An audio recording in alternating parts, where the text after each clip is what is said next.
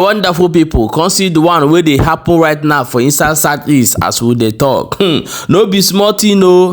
Very soon, if you go church, if you see only women where they pray for fruit of the labor, for fruit of the womb, as they say they talk am.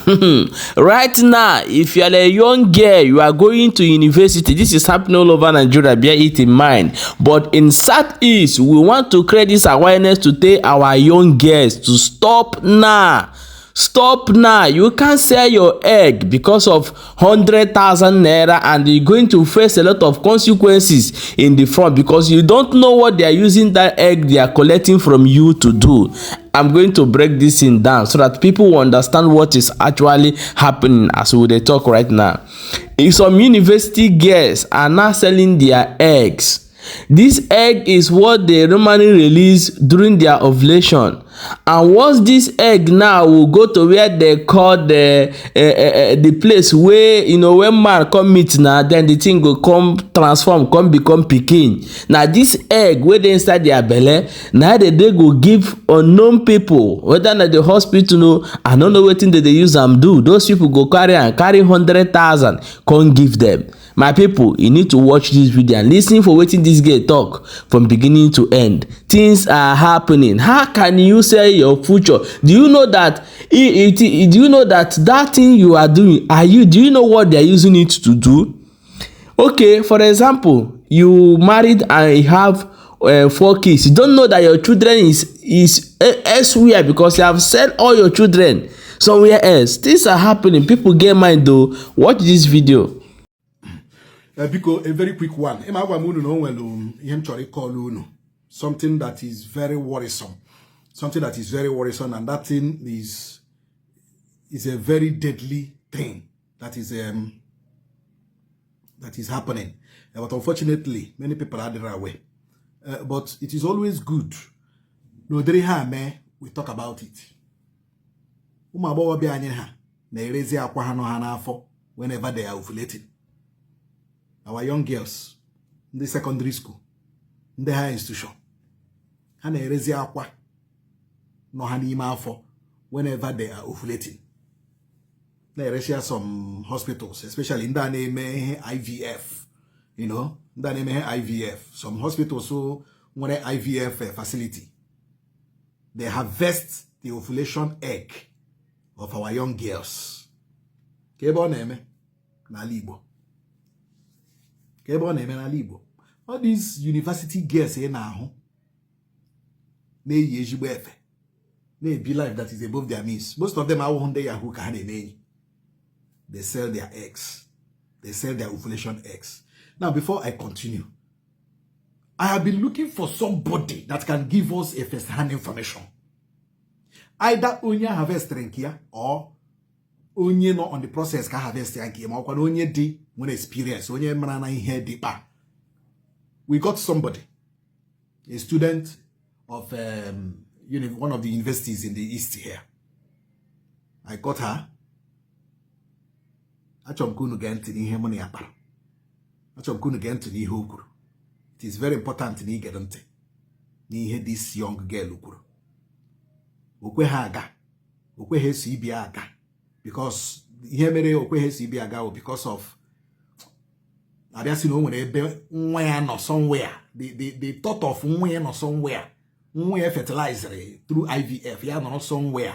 Here. Oh, here this girl. I get play voice note here now. Neso hibiega. Now let us listen very, very attentively. Now, okay. The issue of I am not sure what now. Kedu has a me so that I got to go to the background very well.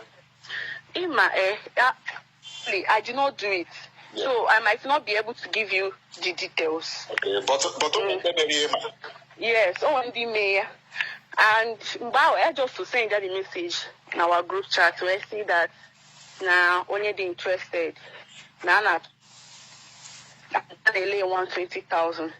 So of my classmates to Egawa that time. So they are even telling me let's go. It's just one. One is 120. If I don't want because actually I imagine that I have a child somewhere. Yes. Do you understand? Now, what's happening to school? You can department, okay, just. Yes, department.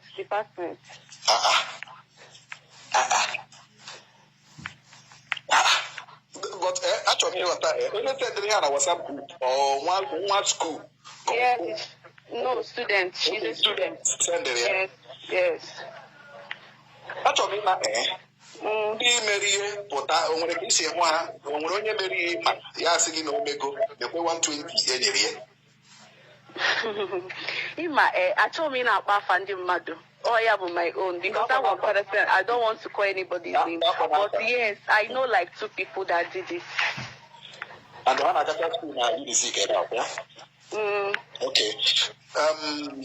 After the whole thing, how do you see them? Or are there any problem? Or any that's we have a last year, 2 years ago, 3 months ago? No. Last year, even earlier this year too. Is it a special hospital or maybe a government or private hospital? I'm not sure the hospital. I'm the particular hospital because they put on me so far that time. Okay. I'm on the particular place and Okay. But I don't know. But how are they making madalu in not just that I don't that's not through the vagina, but oboro ada one madalu, something like that. So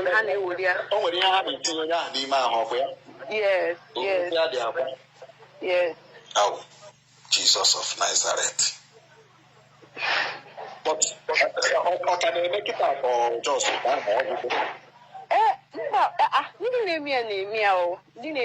because because of the money, Diego. Okay. As a student now, he needs the money. You can 120,000, just one egg. Just one egg. Now, it's not just one. Yeah.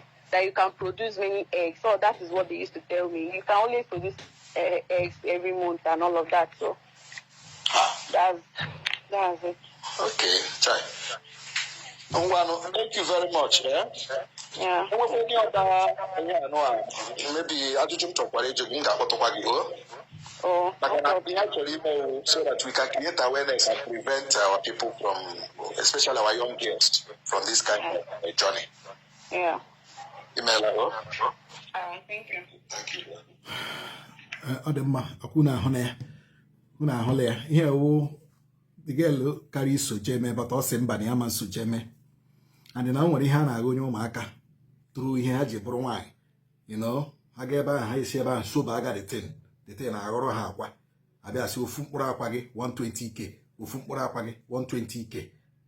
But to go on that position, I na-aghọrọ gị ahụ because ị gaghị amụ anya na-aghọrọ gị akwa. Ịma ma ofu akwa ka aghọrọ. Ịma ma ofu akwa ka aghọrọ na 120k. Ịma ma ha aghọrọ ise. Ịma ma ọsọsọ akwa ka a na-aghọrọ ka o nwere ihe ọzọ a na-ata mpa n'ime ahụ gị. Our young girls, please. Ụkpana okpoko gburu, ọkwa ntị chirie. Ụkpana okpoko gburu, ọkwa ntị chirie. Stop putting yourself in this kind of risk. Ọwụ sọsọ gị ka agụrụ na-egbu. Ọwụ sọsọ gị ka ihe ụwa shiri ike. Ọwụ sọsọ gị ka ihe isi ike nye gị nsogbu. Stop putting your life. Echi na iburu empty ihe a butere nwoke mmadụ chọrọ ịlụ gị. Gị buru empty stomach, buru barren stomach buterele nwoke mmadụ.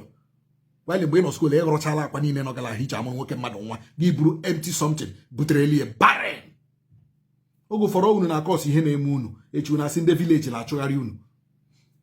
Ana agụrụ gị akwa ị na-eje na-ere. Ego ka ọ gị jere akwa gị 120k. Ego ka ọ gị jere akwa gị 120k. Ana agụrụ gị. Ịma ma ofu akwa ka a na-agụrụ. This is very bad. This is terrible. Ndị nne na nna biko nwa gị lọtala ndị eke nwaanyị ahachila school lọta ha yipu efe because ha ga-enwerela a kind of stitch n'ebe okpuru ahụ ha dị a. I'm talking to our parents. Ada gị nwaanyị ahụ ụlụ gị nwaanyị ahụ nwa gị nwaanyị ahụ nọ university nọ secondary school lọtala be watchful. Nwa ahụ yipu efe ya kpulie efe elu ya sutuo panty ka ile ye mara na aghọrọla nwa gị akwa. Onye ọbụla dịkwa very careful. Our parents, please be up and doing. Ihe na-emekwe. This one is a new one, though, and it's a terrible evil. It's a terrible evil. Bikono, tụsa ozi a ka o ruo ndị nne na nna ntị.